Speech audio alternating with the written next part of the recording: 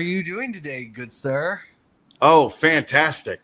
Yeah, I gotta tell you that fucking that awful free music that you have at the beginning. Okay, first off, not free. It's definitely licensed, but super cheap. So, you know what? It was my first foray into audio for any kind of podcast. So maybe I change it. Maybe. Who knows? We'll see. No, I don't think you're gonna change it.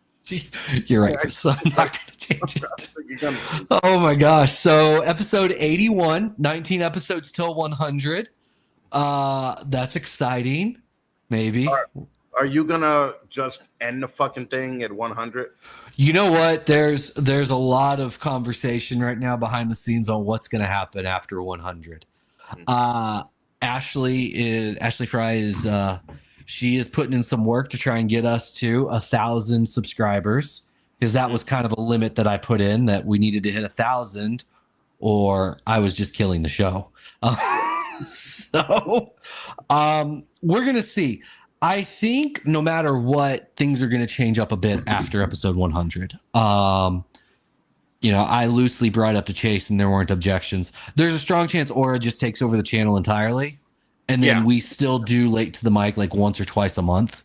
I mean, that makes sense. What does Aura have, like 30 subscribers? So 42, right? I think. Yeah. It's just kind of one of those things, like we talked about it and we still want to do Late to the Mic. It's fun.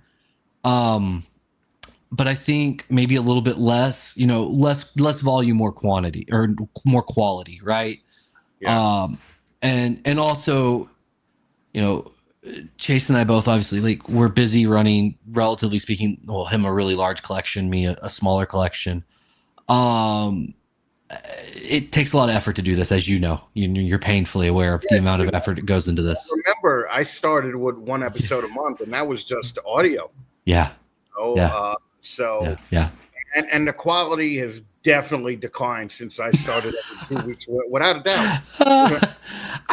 What's funny is, like, listening to the audio, I don't think the audio, like the podcast itself, I don't think has declined. And I don't really think it's declined. I mean, maybe to like an audio file or something, but I don't know.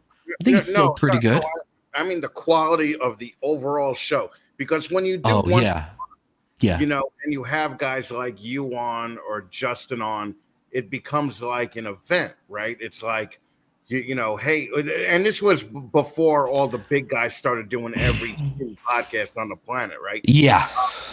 It's kind of like the magazine days compared to the internet, Like, remember when you could only read about Kiss once a month?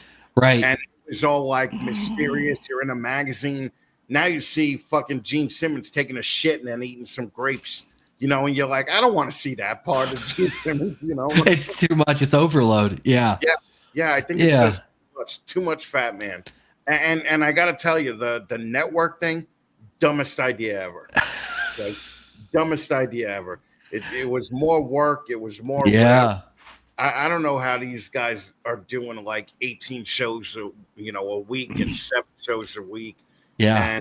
And, even, and it screws up your influence with the algorithm, right? So let's say you have like a main show that gets like 1,000 views, 2,000 views, but then these shitty shows that you put on in between get like 200. The algorithm just says, oh yeah, they hit 1,000, this month, or 2,000 this month. They must be lucky because they have 8 other shows that didn't go above 200. Yeah. So we're not going to push them out as hard, Yeah. Yeah. I get all of that. Right. And when I look at other, like, there's a lot of, I'm going to call them networks at this point, right? There's a lot of them. There are. Yeah.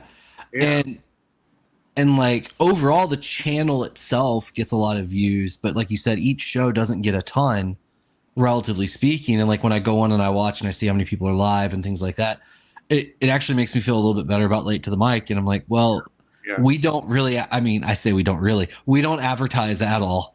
Like, this is this is truly as organic as it gets. And we get just as many views as some of the network shows. So I'm like, we're doing something okay, right? We're having a good time. And that's the important part. Yeah, but literally though, and I'm just gonna say this. Yeah. All right. Everybody's like, oh, comment, it'll help us with the algorithm, do whatever, it'll help. You have under 2,000 views, 3,000 views. In the grand scheme of YouTube, it's nothing. It's literally nothing, right? So you have no effect on the algorithm at all. But like I remember Sean Bradley would do these fucking these YouTubes where he's like, YouTube shadow banned me, and I'm like, oh yeah, no, YouTube doesn't know you exist. Yeah, it's funny as we go down that. Real fast, Tracy brought up she'd be sad if we stopped doing the weekly hangout. So if and probably when Aura takes over, there's still going to be weekly content, like something weekly like this. It's just going to be late to the mic specifically. Will probably be less frequently, more like once every other week or something. And it's going to allow us to have guests and like just do a better job. But we're still going to have a lot of hangouts and stuff because I absolutely hate making structured video and I enjoy just doing this. So I assure you, even if I take over, it's going to be more of just hanging out anyway. So it's going to, I think it will be better in the long run. Well, here's the thing, like you run a successful business on top of this.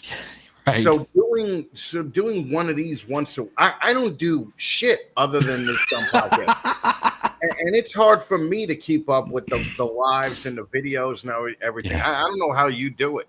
If I would do that, I'd have to get rid of my midday naps, and I'm not about to do that. Well, that's the thing is like that's why this truly like Late to the Mic has been as organic as it is, because when I'm going down my checklist each day, putting out the Facebook posts and the Instagram stuff and the Opus clips and all that stuff for like Late to the Mic, it's so far down the burner because I don't actually make money off of this, right? And it's not a big enough audience generally that it's monetized real well. I'm sure if more effort, like we probably could monetize it, but that's honestly not why we did it to begin with. We did it because it's fun.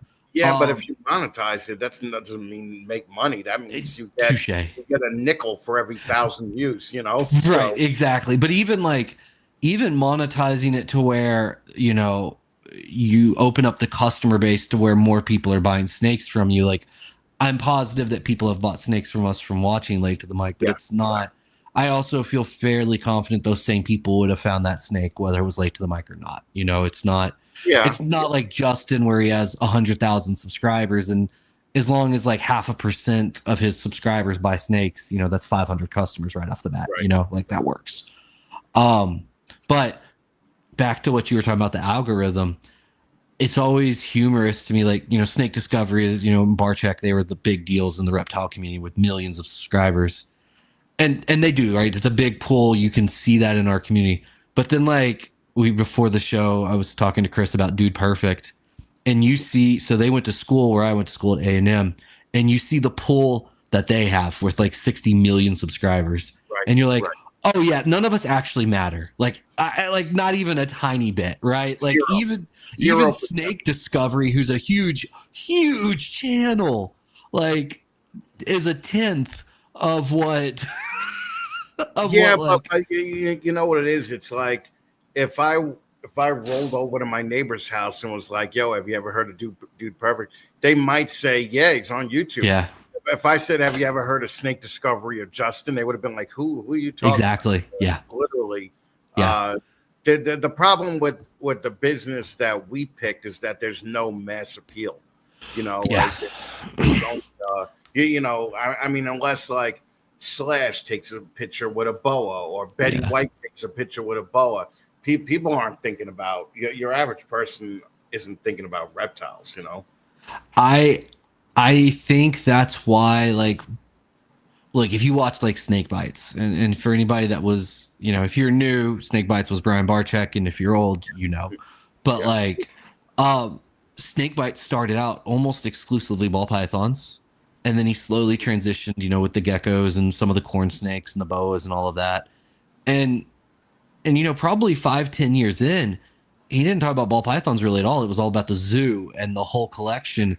And I think that's where like Brian realized you have to hit the mass market, right? This isn't just a reptile thing. It's an animal channel, and that's, you can see that with Snake Discovery. Like if you go look at their content, it's just animal content, and that way you hit the whole animal world, right? Because like you're talking about, you got to hit a wide audience with a lot of this stuff, otherwise it just doesn't work out. Yeah, well, also Barcheck, nobody talks about it, but there was 3 years where it was just Chewy getting bit. Yeah. Okay, but Yeah. like nobody talks about that anymore. It's like, no, that's what it came from, Yeah, so. They forget the beginnings. And that's kind of like, you look at like Justin. I feel like Justin, they have the quality of stuff there, and if he had more species there, he'd have more than 100,000 or 70 or 80,000 subscribers, whatever he has. He'd have more. They put out good quality content. It's just ball python centric, so it's probably not going to expand that much more. Right. Even Miguel, right? Like Miguel stuff's a lot of, I mean, it's ball python stuff, but it's a lot of lifestyle stuff. It's selling the California dream and the influencers and so well, the whole thing is with Justin even said to me one time, he goes, man, there's nothing like explaining your love to of ball pythons to a person that doesn't give a shit about ball pythons, and that's the majority of the market, of the public rather, so I don't care how pretty your snake is to 90% of the people, it's just it's a snake. So yeah, man, I get it. Oh God, I love this. Apparently, is he gonna pull up? Maybe there it is. Oh nope, sorry, we saw you too, Python Prince. We'll get you in a second. New Chaise is killing it with the production quality. I agree. New Chaise is way better. Chaise is busy at a baseball game. He's too good for us. Fuck the ball python clique, small-minded stuff. I mean, don't get me wrong. I clearly like ball pythons on some level. I think other species are way cooler, but I like dollar bills too. So unfortunately, here we are. But it is what it is, and it's funny, like ball pythons also, relatively speaking, aside from like Nido and stuff, like they're so unbelievably hardy, right? It's just a good species all around. Like I have I've talked about before, I have a collection of hog noses, about 15 or 16, and I had a customer call me on Monday, and they were talking to me. They haven't bought a hog nose from me, but they knew I had some, and they're like, yeah, we had crypto show up in our collection, like what do we do? And I immediately am like, oh my God, like crypto in your collection, that's terrible. I need to like make sure everything's good with my stuff still. Like, and so like I immediately am like spiraling, making sure like, okay, everything's good. I need to do a really good deep cleanse, just because like I get so overly paranoid. And I'm like, this is why I don't just have to make a living off of hog noses. Like when one little thing like that can cause you to spiral, I'm like, nah, I'm good. Like this is why ball pythons are what they are, Oh yeah. Well, the thing is though, even with the ball pythons, Will Banks once told me like 20 years ago, he's like, if it sneezes, it freezes. It freezes instantly. Yeah. And if you said that now, people would be like, oh, fuck you. You hate animals. You hate ball pythons. But they don't really. It's these people with these mid-level $20,000 collections that are just like, oh, I'm going to set up a Nido room, or I'm going to set up a whatever. No, that is the dumbest idea. I actually this weekend was a weird weekend. I had somebody call me on Saturday or Sunday, and they're like, hey Pat, so I bought this snake from this breeder, and I've had it for a week or two, and it has an RI, and so it definitely came in with it. And the guy said that you told him like you can put it in the incubator, and like as he started saying that, I was like, whoa, I'm gonna just stop you here. I never talked to anyone about this, and I'm gonna tell you exactly what I would tell anyone. If it sneezes, it freezes. Mark Bell told me that, and I will never let it go. And he's like, but it's like a $10,000 snake. I was like, how valuable is your collection? That's right. And he's like, I hear what you're saying, man, but it's just tough. And I'm like, I get it. I've been there, but I'm telling you right now, we had a snake with an RI 2 years ago, and it was a gravid female, and we euthanized it. Like there's not, and then not only did we euthanize it, we then Nido tested like 40 fucking snakes to make sure that like Nido wasn't anywhere close to it. Right. And then we did a full Nido on all of our breeder. Like we double checked just so we could sleep at night. And I'll tell you right now, my hog noses are separate from the ball pythons now. We moved them into a completely. The hog noses are in my house now, and the balls are outside. But if one of my hog noses ended up with crypto, I'll tell you right now that animal's getting euthanized, which will suck because I love them. And then all of my hog noses will get tested once a month for the next 2 years if I have to make sure. And because it's not worth any, like, you get, like, when y'all had the shop, you think about how many hundreds of thousands, if not millions of dollars you have tied up in these animals. You got to do what you have to do to keep these collections as clean as you can. Like, I know there are a lot of collections out there, big breeders, and we've all heard the stories. I'm sure you have, like, Nido's out there. Crypto is in hognose stuff. Is it the boogeyman that it's made out to be? I have no idea, but I'm telling you right now, I don't want to find out. So, so like you said, man, if it sneezes, it freezes, and that sucks, and I hate it. And they're living animals, and we're all in the animal community because we love them. But you got to make sure you're keeping your whole herd safe. So I mean, that's the whole thing. It's like, listen, thinning the herd is okay, but Nido or crypto's not the way to do it. I remember, we had a big leopard gecko collection for a while, and this was while I was out in California. We spent like, I don't know, like $13,000 on the first blizzard lizard. Right? Oh my gosh! Okay. Yeah. The whole community got crypto. With crypto. Yeah. So and everything dead. Right. So we just, dude, that's and crypto's been an interesting one. I've talked to some really, really big breeders who have basically been like, yeah, we don't even care. Like, we don't ever test for it. We don't care. Like, it's just kind of, it's everywhere. And, if a snake dies, it dies, and we move on. And they're like, we've tested them. And, when we've tested in the past, you'll have animals that test positive and they've been asymptomatic for 5 years. So, like, why does it really matter? And I'm like, okay, that's kind of scary, but, like, cool. But they're like, it's not a big deal. And you talk to other people who are like, it is literally the worst thing that's ever happened. It will kill your whole collection. You will die. Oh, so well, that's what they do with Nido too, right? Like, Nido is such a bullshit disease because it's like, well, it doesn't have it, but then you could ship it, and the stress from shipping would activate the Nido.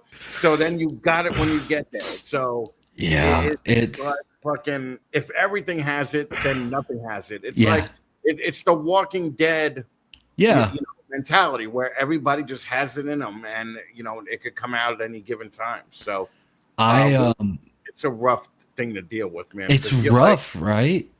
And how many positive tests do you get back on the same animal that also come back negative? And then you're like, fuck, do I kill this thing? Do I keep it alive? So I don't know if you and I have talked about it, I'm sure, but like, so Nido's it's a coronavirus. It's like COVID. And that's one of the things I've used to talk to people is like, and that's what's frustrating with Nido specifically. In the same way that, like, you can get a strain of COVID that will just kill you tomorrow, or you can get a strain that you didn't even realize you were sick. Right.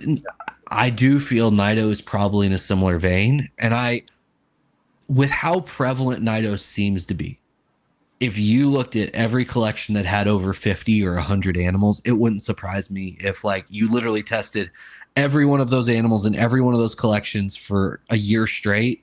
You'd probably get positive tests in every collection. I just kind of feel that way. I'm not saying that's the case. I just feel that way. Because there's so many animals that are asymptomatic because it's low level. And I almost wonder if crypto's kind of the same way in, like, hog noses. And I've heard stories now in, like, with, like, leopard geckos, like, a lot of collections, it's just kind of a thing now you just deal with. Like, it's so prevalent in leopard geckos. So, for me, like I said, like, my thing is always, if I get a positive test, I euthanize the animal, and it sucks, but that way I can be like, I'm doing my best to weed it out. And then we do spot tests, periodically throughout the year. But yeah, man, it sucks. It sucks having to euthanize an animal that seems perfectly healthy. We got an animal in from another breeder years ago, and I tested it, and it tested positive for Nido, and it had no symptoms. I mean, it just tested positive. Right. But like, I called him and I'm like, hey man, like here's the deal. It's positive. I will ship it back to you, or I will euthanize it. You pick. There is no in between. Well, with the gravid female that you had though, why didn't you just pull it out of the room? And there's no vertical transmission with Nido, right? The babies weren't going to have it. Why didn't you just have the clutch? So she tested negative for Nido. We did test her. She tested negative. I didn't know what she had, and for me, I didn't want to risk it at all, because even like the value in that clutch to me wasn't worth. What if there is this freak, like it happens? Like what if somehow, some way there is a vertical transmission and all of a sudden now like the whatever disease that is now gets into the hatchling portion of the building. Yeah. Then I'm absolutely fucked, right? Like that's my future. Because as you know, as when we handle animals now, adults and hatchlings are almost never handled like in unison, and I work on them in separate days, right? So Mondays are adults days, Tuesdays and Wednesdays are hatchling days. So that way, like I don't really stress too much about cross contamination there. Right. Because you know you don't want to lose everything. But yeah, I mean, Pete, you're not the only one that's asked about like why did I? It just wasn't worth it to me. Like I just didn't want to risk it. Well, I mean, really, if you want to look at how a collection should be kept, you go to the Green Tree people, right? And I mean the good Green Tree people that take off their gloves every time, put a new pair of gloves with every snake. They have a different pair of tongs for every snake when they feed them. Yeah. You know, then you see these fucking ball python people that wearing the gloves, but they're wearing the same gloves for every snake in the rack. They don't even change their gloves or anything. And then the same people that are screaming Nido and other diseases with ball pythons have no compunction taking their snakes outside and letting them play in the grass and letting them you know. So it's like it's such a weird fucking community, because then you get hated on when you call that shit out, you know. Like I get DMs from this guy who's been in the hobby 40 years, right? Like he's an older guy than me, right? Yeah. So whenever I do a show, whether it's the Sunday show or whether it's the women's show, he texts me, he DMs me like 20 paragraphs, right? Yeah. And he's like, as soon as I heard my snake only eats brown rats, I said I had to stop listening. Or as soon as I heard this snake hates me, but he likes my partner, I had to stop listening. These fucking people. And and he's like, every downturn of the market, and I've been through 25 of them. You'll see a bunch of different introductory genes that are the exact same genes that have been out, you know, before. They're just renaming it to take advantage of the new people who think that it's something new, right? And he's like, and whenever somebody tells you they got something new and you're like, show me a single gene, they're like, I don't have it. I only have it in this 13 gene combo. And then you finally get a single gene, you find out it's vanilla or fire. Yes. And he goes, but then you're the dickhead if you bring it up, you know, even though you're trying to help people. And I'm like, yeah, you're right about a lot of I've said a lot of this stuff. So it's a weird. I mean, it's a weird hobby to be in, man. Yeah, it is, and I was having a talk with a relatively big breeder, and his whole mindset behind Nido, you know, specifically was just kind of like, what if he's like, so what if an asymptomatic animal tests positive in my collection? He's like, it's not going to change anything. My collection's too big to go through and realistically like test everything once a month. He's like, it doesn't change anything for me, so I'm just not going to test. And if an animal's sick, I freeze it and I move on. And I think a lot of people just take that mentality. You know, but a lot of people don't take that mentality publicly. No, of course not. I mean, no. You tell people that you froze a couple of snakes, you will get crucified in this fucking hobby. All right. Yes. Yeah. They're like, why didn't you just put it in another room and let it live out its life happily? You know? Yeah. it's a Amish horse or something. You know, like it's there's what's funny. There's very few things that I would ever say I agree with PETA and HSUS and all of the Humane Society stuff and like all of that. But man, those people are the same way, man. They don't play game. If like there's a sick animal that could harm other animals, right, kill it. Just end it. Yeah. What's that? This animal's gonna have to live in captivity. Kill it. Just can't risk it. Like they are all about killing animals. Yep. And I'm like, okay, I'm not that extreme, but I do think sometimes like it's better to euthanize an animal to keep everybody else safe. Like that's just how we have to do this sometimes. Yeah. Yeah, it's crazy, man. They do the same thing with people in jail. You oh know, my God, you dude. get a mental guy in jail that there's no hope for. Fucking pop him off, man. Freeze him. Right? Put him in the freezer. Put him in the freezer. Ends up like that ending scene in Goodfellas where they're in the refrigerated truck, right? Oh my God. Get rid of them. All right. I don't know if that's a terrible idea. I'm gonna be honest. It is not. It is a great idea. Yeah, I'm pretty liberal a lot of times, and I think I'm in on that one. I think I'm in. That's one of the things that Texas definitely rubbed off on me. There's a lot of states, right, that are trying to slow down the death penalty and like, get rid of it and all of that. And Texas over here, like, how can we get an HOV lane for the death penalty? Speed it up. Like, are you kidding me? Speed this up. Like, imagine how many like Hannibal Lecters there are in the country that's in that one cell. Okay, there got to be 50 of them. There got to be one in every state at least, right? Yeah, that we're keeping one psycho murderer alive. All right, and get rid of them. Say, it's ridiculous. It's crazy, man. It's crazy. On a cruise ship and then take out the cruise ship, torpedo the cruise ship. You know what? Maybe that's it. Maybe if we're gonna do it, we have to do it in creative ways. Like that's what my mom always used to say. Like if I was gonna use a dirty word or curse, it just had to be creative, right? So you'd come up with metaphor. Yeah. What's that? A colorful metaphor. Yeah, exactly. You had to, right? Side note, my mom asked who was coming on tonight, and I was like, oh, it's the Fatman. She's like, yes, I can't listen tonight. And I was like, why? She's like, I don't know any other person that uses the F word more than him. But in my defense, I'm from New York, right? Like I don't even know I'm using it half the time.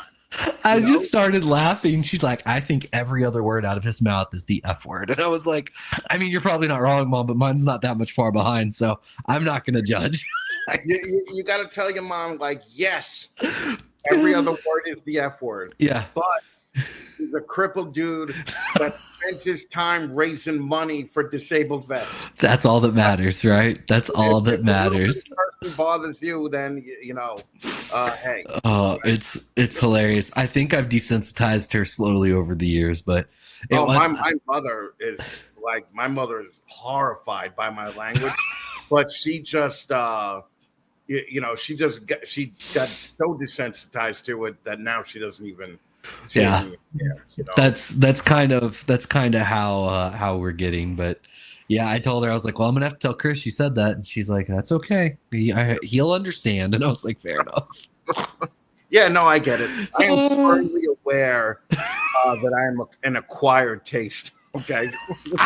I love that, an acquired taste. Absolutely that. And I get it that there's people that are going to hate me no matter what. And but also, like, I'm 52. Like, I stopped giving a fuck about that. Yeah.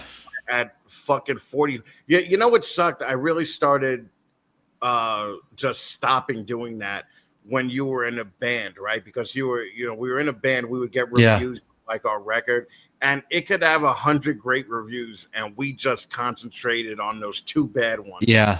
And we were just like, fuck that guy. Whenever we pass through Indiana, we're gonna fuck him up, right? And it got to the point where like we would get so aggravated, and now it's just not even worth the aggravation.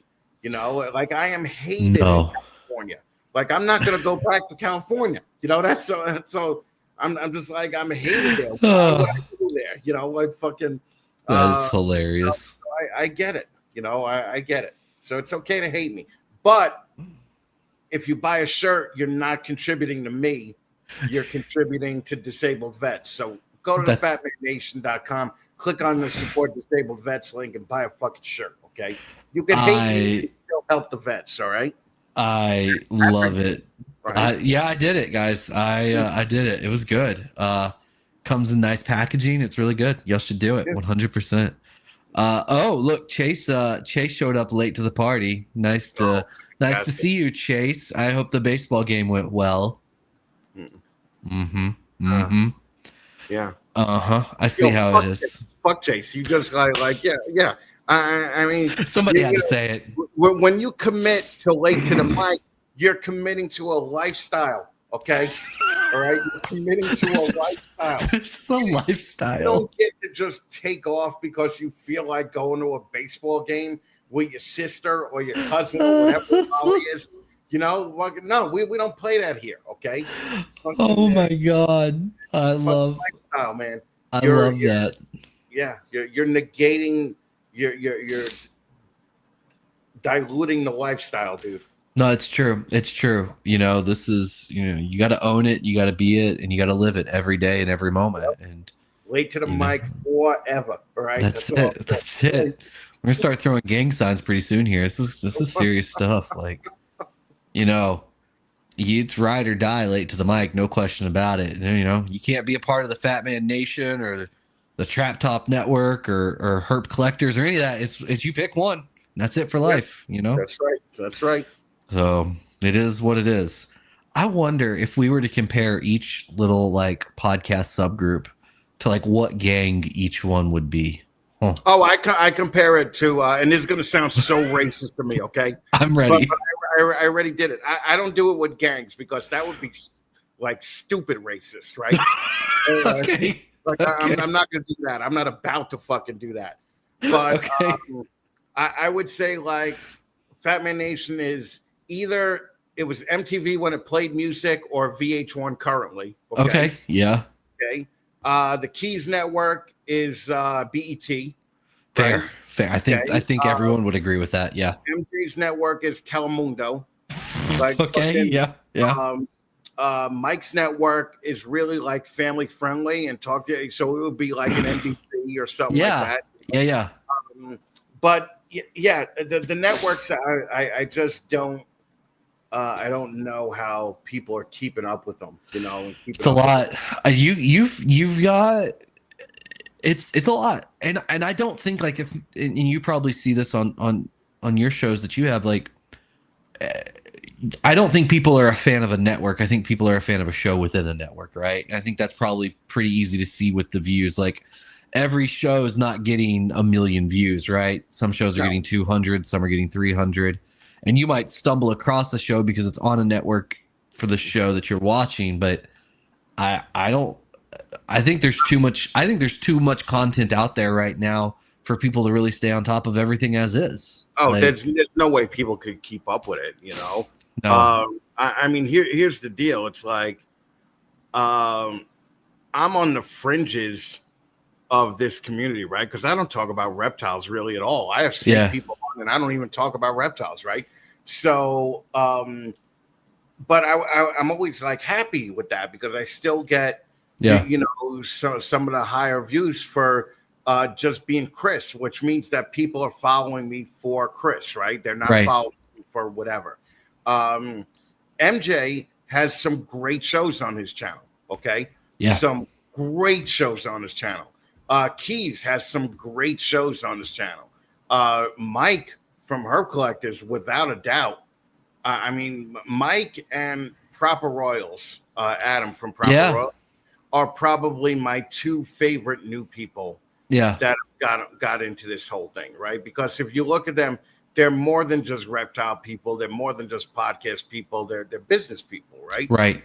So they're interesting on their perspectives. I've spent hours on the phone with Mike. I've spent hours on the phone with him. Just talking, not even talking reptiles, Yeah, just life. Adam is also a musician, so me and him could spend 10 hours on the phone.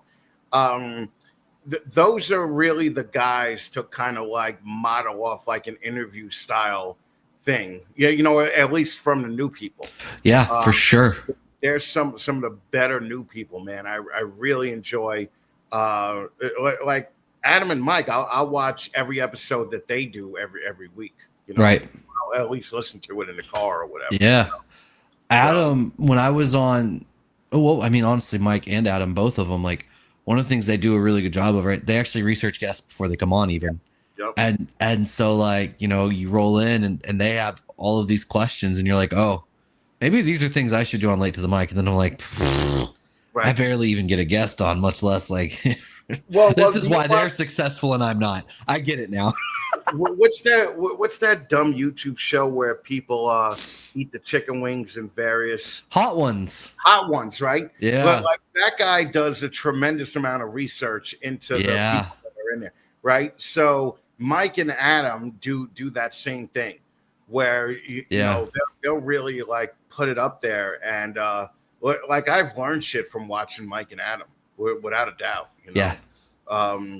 So I think that's one thing too, kind of circling back to the very beginning of like maybe limiting, Late to the Mic specifically from weekly to bi-weekly or monthly or however we end up doing it. It's going to help with stuff like that, right? Because then Chaise and I are going to have time to sit down and talk about what guests are we going to have for the month and come up with what do we want to ask? Like actually do a better job of being better just interviewers in general and helping guide that conversation. Because like, as you know, when you interview people, some conversations are just easy.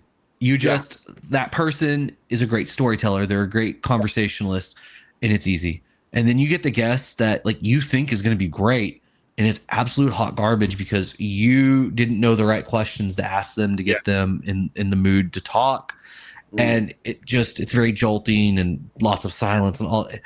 And I think some of that, you're still going to get bad interviews, but some of that can be alleviated with good homework. And you're like, we've had a couple of guests where like afterwards I talked to you about it and you're like, oh yeah, I wish you had talked to me first. He's like, I could have told you like how she was going to act or how he was going to act, and it was like, now we know. Well, the thing is that 99% of the time it's our fault, right? Like when we have a bad show, it's our fault. That's the way it is because we didn't make that person feel comfortable enough or we didn't ask the right questions. Very rarely is a shithead. When I had Bob Clark on, man, I was like, Bob Clark. I grew up with Bob Clark. I fucking saw him on the cover of National Geographic. I saw all these shows with them in the fucking late 80s, right? And here I am interviewing him in 2020, right? Yeah. This dude is a fucking asshole. He's a curmudgeon, and he's like, man, he's not happy about anything, all right? He doesn't laugh at any jokes. He doesn't do anything. And I'm just like, that did not go the way that I and I thought I knew enough about him. Yeah. Like bring up stories that I heard or bring up, and not even the shit stories of him, fucking doing all the bad shit, but fucking, like normal stories I was just pulling up. And he just didn't, the one time he lit up was when he talked about falconry. Like it wasn't. I remember that. Yeah. Talking about falconry. And that was the only time. And I was like, man, this is not cool, man. Fucking, it's not what I was hoping for. Was that the episode where he was like changing light bulbs and stuff, or was that on Sean Bradley's show? Well, I can't remember if it was yours or Sean's show. Or like that was Sean's because if this kid was changing the lights while I was interviewing, I would have just fucking hung up on him and put him off the street. Yeah, I'm pretty sure it was a bullshit episode. Then he was like changing light bulbs or something, and Sean's like, "Oh, okay." It was. I mean. Oh, you're right. It was a bullshit episode. Okay. I remember that now. Yeah. Because even Sean was getting a little aggravated, Oh my God. And that was before this was fucking blow everything out of proportion, Sean Bradley. That was Sean Bradley who was fairly even, right? Fairly. But it was fairly. I'm not going down that path tonight, but fairly. I have one Sean Bradley story that I love to tell. And this was when I had two legs and I never thought that I would be in a similar position, right? But me and Donato are at Daytona, right? And we're going to go to dinner with Sean Bradley, right? Uh-huh. And this was when the kid was involved, the the $1 million kid, Gabriel. Oh, Gabriel. Yeah, Gabriel. Yeah. So Gabriel was with us. I think Gabriel's girlfriend was with. A bunch of us went out. So we pull up to the steakhouse, right? Yeah. And Sean Bradley, we see Sean Bradley park in a handicap spot, right? And we have a handicap thing because Donato always has something wrong with his legs, right? Yeah. So we pull up and we see Sean Bradley, and Sean Bradley just basically falls out of his truck and crashes into the wheelchair, right? And you can tell the dude is like having trouble. And Donato just looks at me and goes, and pulls off the handicap sticker. And he goes, "Yeah, we're not going to park in handicap." I'm glad Donato had enough self-awareness to be like, "Nah, this is a bad idea right now." We're going to park over there. We're going to walk an extra 20 feet. All right. Oh my God, I love it so much. Yeah, that's fair. Oh my God. But when you think about like all the people that did this, right? Like, I would say I'm one of the few people still here, like Sean Bradley, Josh Bailey, the Reptile Radio guys. Reptile Radio, there's been a ton of these going. Yeah. I mean, when we started, there was just 3 of us, right? Me, Sean Bradley, and Reptile Radio. But Morelia Python Radio might have been a big thing. I never listened to Morelia, but Reptile Radio, and even Reptile Radio was dying by the time you started. It was It was on the. And it was all audio, like it wasn't any live bullshit. God, it was the worst audio too. It was so bad. It was so much nostalgia there. It was dudes speaking into their computer mic. Yeah, that's all it was. It wasn't even a mic; it was part of the monitor. Right? Yeah, for sure. Yeah, it's not cool, man. But I think I wonder if part of the staying power for like Snakes and the Fatman and the Fatman Nation is the fact that y'all eyeballs didn't survive, right? I wonder if if eyeballs had really like absolutely like y'all had chosen to continue it going, I don't know if you would have had time, right, to do both long term or not get burned out. I was doing it once a month, so it was easy. Yeah, and it was recorded. It wasn't even live. Yeah, that's true. So I mean, this booking people on live shit is pretty rough. Like you guys know that. Just you got to do it every week, and technically I do it every week too. But it's 2 different shows. But it's still a pain in the ass, man. It's like you trying to get like big guys like Ty Park and Justin to be like, you got to do August 11th at 9 o'clock. It'd be like, fuck. It's tough. Yeah. That's another thing, we'll do more of in the future too, or pre-recorded things, because there's been guests that we've wanted to get on that they're just like, we can't come on at 10 o'clock on a Thursday. Like, it's just not going to happen. Well, hold on, Tracy. I've had Kevin McCurley on just last year, and it's what I'd like to do is get on his girlfriend. Yeah. Because everybody's heard what Kevin McCurley has to say already. Kevin McCurley is down on the hobby. He's fucking down on, he hates ball pythons, guys. He really just likes everything but ball pythons. Yeah, it's almost like, like what a reversal, right? It was like, I remember we bought like a 13 gene fucking ball python from Nerd. Yeah. And, we just ended up calling it the dirty sock because that's what it looked like. It was like, that's hilarious. Gator, spider, super stripe, whatever. And this is garbage. You're like, sure, whatever. Yeah. You're just like, it doesn't matter. And you only paid like $15,000 for it, so it was fine. Well, I remember at a White Plains show, Kevin was there, and Danny was offering him like 20 grand for the Darth Vader 2.0. Yeah. Whatever. And I was like, Danny, why are you doing that? You don't even know what this fucking thing does. Like, he can't even explain what this thing does. And I think Kevin wanted like 21.5 for it. It wouldn't budge. Kevin won't budge. He wouldn't take the 20 grand. So it was funny, So, but all these guys, even if you hate these guys, you have to respect the fact that they're still around in some capacity. Yeah. Because how hard this business is, like. Dude, it's it's a grind. Like it and it's funny, like it humbles you very quickly. Very quickly. You know, even I mean, I've always been pretty open on numbers and stuff, but like Andre's asked me not to talk about specifically Chimera's numbers, but guys, like we were crushing it for 3 years. Right. Crushing it. And then now I look at like what the past year has been, selling more or less the same animals, you know, we were same quality of animals, all of that stuff.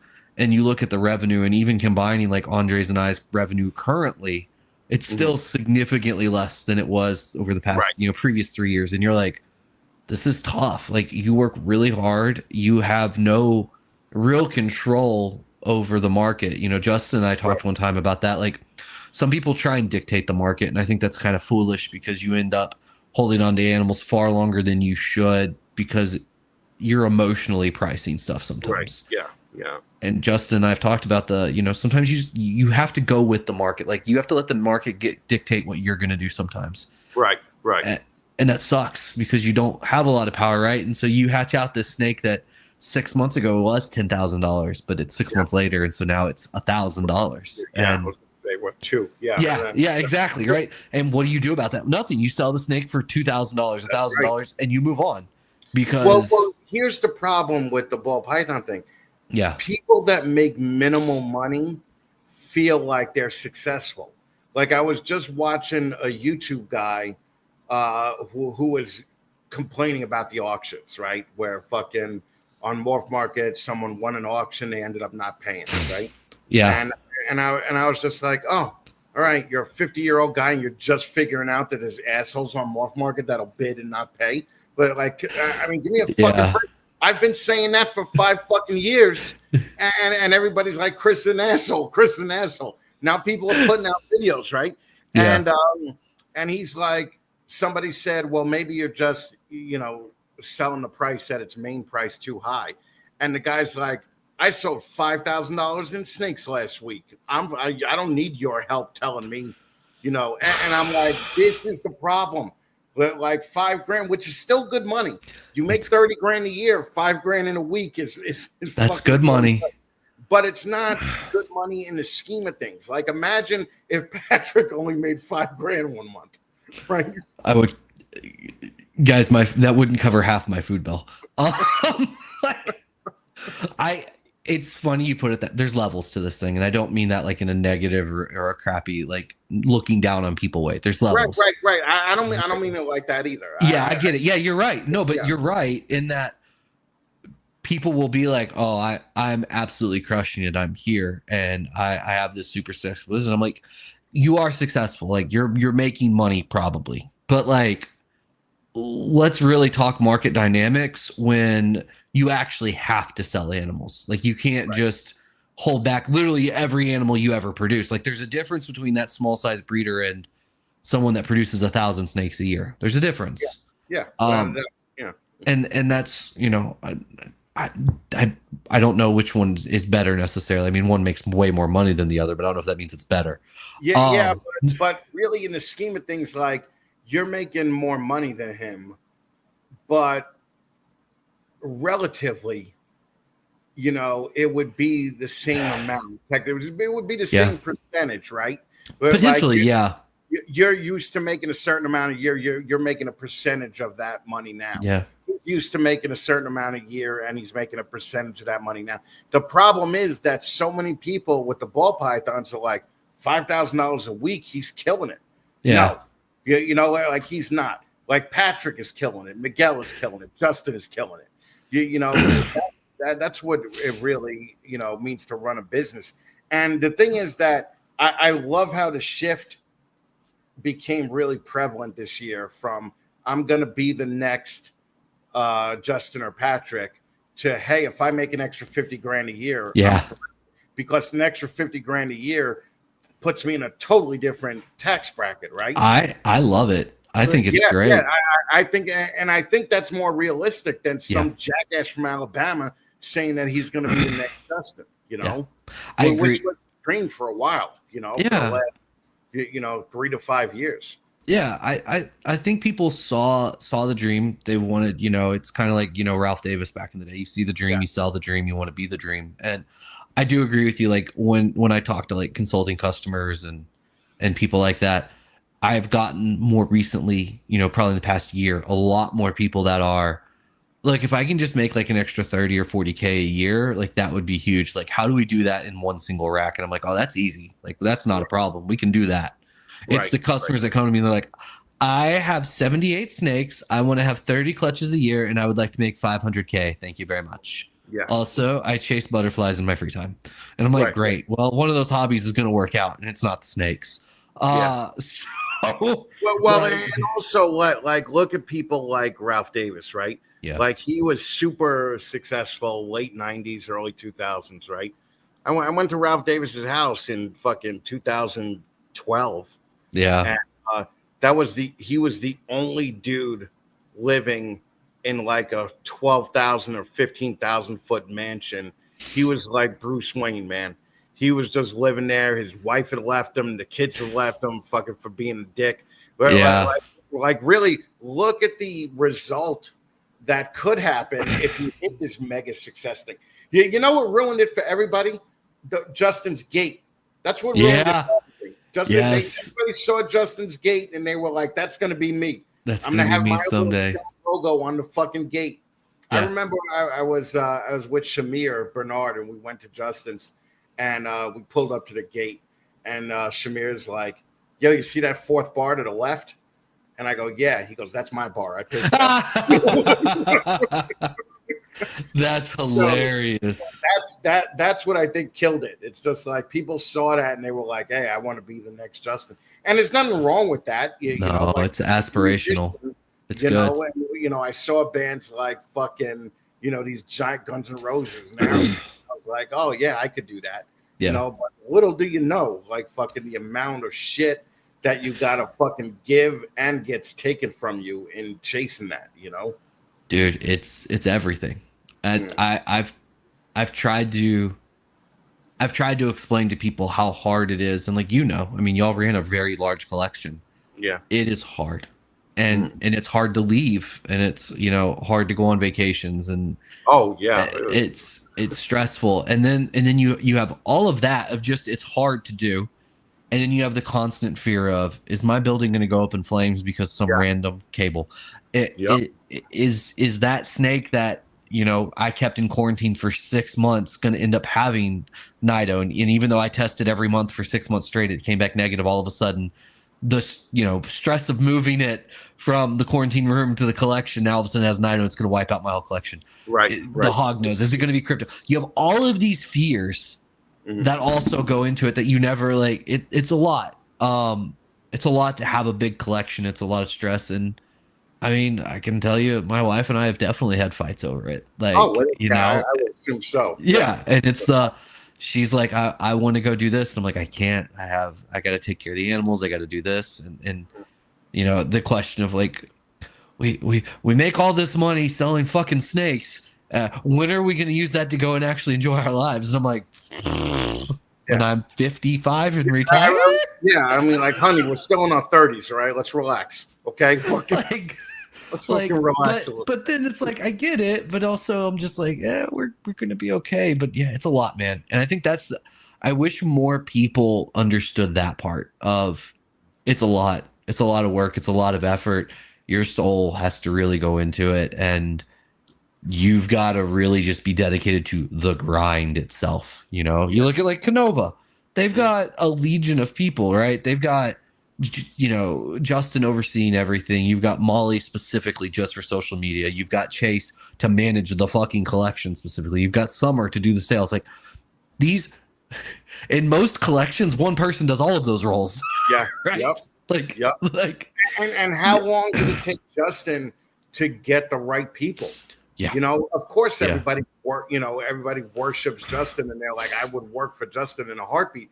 But I don't think the amount of work that Justin requires his people to give to the company, and it's a lot.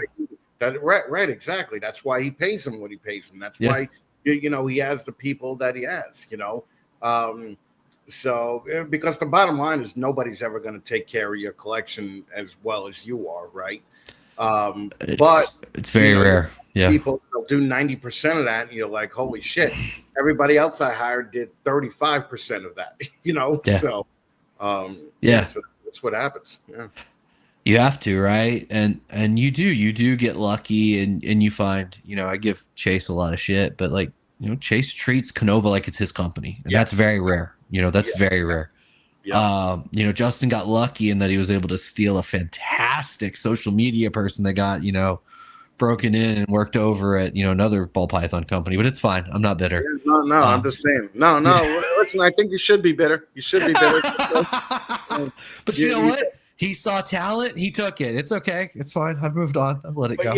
But here's the thing: is like the people who are actually like baseball players in this hobby, right? Who would get a card, okay? Yeah. It would basically be like you guys are trading cards with each other, right? Like fucking. That's it. Justin said, fucking. Oh, Molly's stats look pretty good. I want Molly. He fucking offered her a better deal than you gave her. Stole Molly. You can't really be mad at Molly. No. Over to the other thing. However, okay. However, there's something to be said about loyalty, and I believe Patrick Ewing stuck with the Knicks even when he got offers from a ton of other fucking people. Okay. You know what? I Molly was a free agent, an unrestricted free agent, and as a proud capitalist, you know what? I'm here for the money. Like fuck it. Like dude. I'm not saying I wouldn't do the exact same thing that Molly did. Like literally, you put money in front of me, I'm like, yeah, I'm going to that place. Deuces. Yeah, and then if you would have offered more money than Justin the next week, absolutely, yeah. Back to you and told you, I'm like, Patrick, I'll never work for anybody else again. And then Miguel is like, I'll give you twice that. I'm like, going to California. California. Oh, Molly just said my rookie card goes crazy. I love that so much. Oh my God, that's amazing. You know what I noticed about you and this fucking dumb podcast? What's that? That when you say, I love this so much, you hate that shit. You hate that fucking shit. I've had discussions with other people about it. Oh my God. Is that my tell? Is that how y'all can? I got to work on that now. Totally. No, I only started thinking about it when I would say goodbye to you on the phone, and bye. For everybody that doesn't know, Patrick would be like, bye.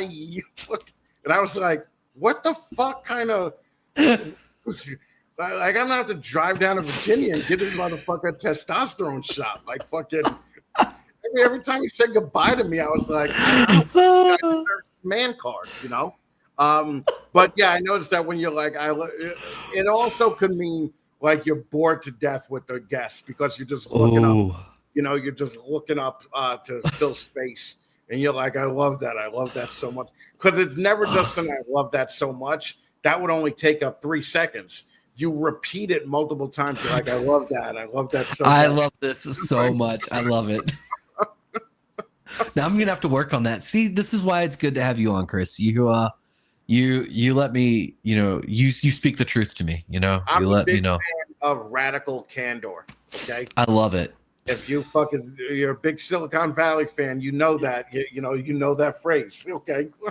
If you haven't watched Silicon Valley, guys, you absolutely should go watch that tonight. You have to watch it. It is some of the best TV.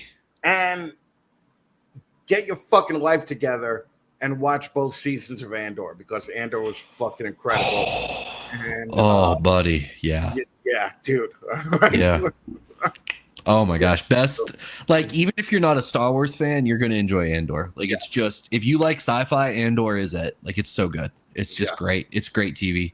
Far and away the best Star Wars content that's ever been made. Yeah. It's so good. Yeah, for sure. If you want to watch shit, watch Captain America Brave New World. That shit was horrible. Okay? I haven't watched it yet, man. I haven't since Avengers Endgame. Well, that's not true. We watched pretty religiously the most of the mini series up until like the second season of Loki or something. And then I feel like they just kind of got shitty. But like WandaVision I thought was really good. Like Loki I thought was good, but Yeah, Marvel stuff is kind of faded off pretty hard, to be honest. It was like the Internals. Did you see what they did to that poor Dinesh? They made that motherfucker have a six-pack, had to work out for a year, eat salads, couldn't eat any bread, all right? He had to eat peanuts all the time. And he was ripped, right? They never fucking made him take his shirt off in the movie. Right? That's rude. I love that, though. That's pretty funny. I was like, fuck that. All right, you're fucking absolutely crazy. If Marvel ever needs a fucking crippled retard, fucking, I'm not gonna do anything. I'm not gonna do anything to get in shape.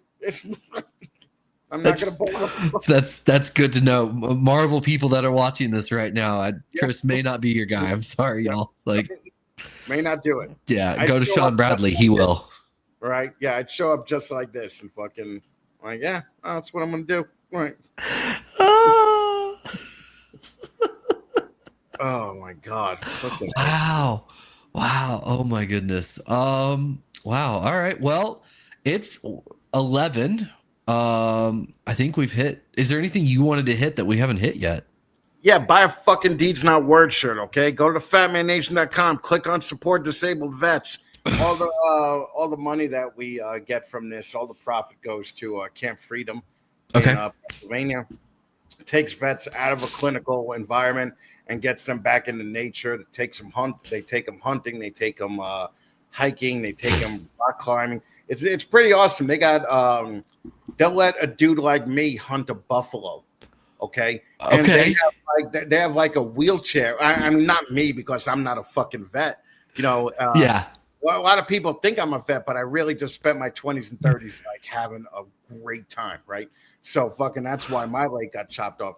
But they have these fucking wheelchairs with like these triangular tank treads on them that could go anywhere. So they're in the forest. Dude's in a fucking wheelchair with tank treads on him. Oh my god! Picks up a shotgun and gets to blow the fuck out of a buffalo. But it gets the vets to do what they used to do prior to their disability. So go buy a fucking shirt. The campaign ends on July 4th, and I believe in August we'll go to Camp Freedom and check it out. So I'm gonna, while we're talking, I'm gonna go see if I can pull up. It's at the Fatman Nation. Yeah, the fatmannation.com. Nation.com. I'm going to go pull it up and put it in the chat, since Shauna can't because she's not an administrator on my thing. No big deal. Okay. Well, she still could do it, but... Oh, she said she can't. No, she's not blue. Yeah, fucking... All right, guys. You give her a wrench. All right? Yeah, I need to. All right, guys. Link is in the chat. Please make sure to go and get a shirt. It is for an okay cause, I guess. All right. So aside from that, what's the best way for people to get a hold of you or see your content?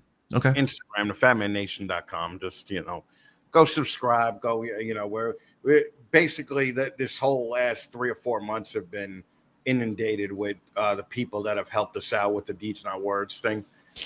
So we shout out on our Instagrams, our YouTubes, our Facebooks, and just thank you to everybody that actually did, pick up a shirt or many shirts at this point. Thank you to everybody that donated. Also, we have like a team of people that are traveling like hours just to help us out at these shows that we're doing. I love that. For no money, for even no better. Money, just to help, just to help sell shirts. So, if I could shout out a couple of people. Yeah. Rich and Sarah from HJS Serpents, Sammy Vargas, Jay from Green Line, who's my, basically partner in crime in all this. Paul from Large Marge, Kevin from Sugar Skull. All these guys have traveled hours with me on the road to just to help out the cause. So drop them a like if you get the chance. So yeah, guys, that's awesome. As I was looking for our outro music, I found a treat that I forgot I still had, Chris Eaton. Oh God. Hold on. Welcome to Snakes and the old school. Jesus Christ. I knew I shouldn't have gave you that shit, all right? I didn't realize I still had it in here. And I saw it and I was like, oh, I'm going to make this the outro tonight. And I was like, no, I won't do that. That's too mean. Oh my God. Christ. Why didn't you clean out your StreamYard, man? All right. No, we're good. No, we're good. It's dude. If you saw the amount of just videos in here, you would be traumatized.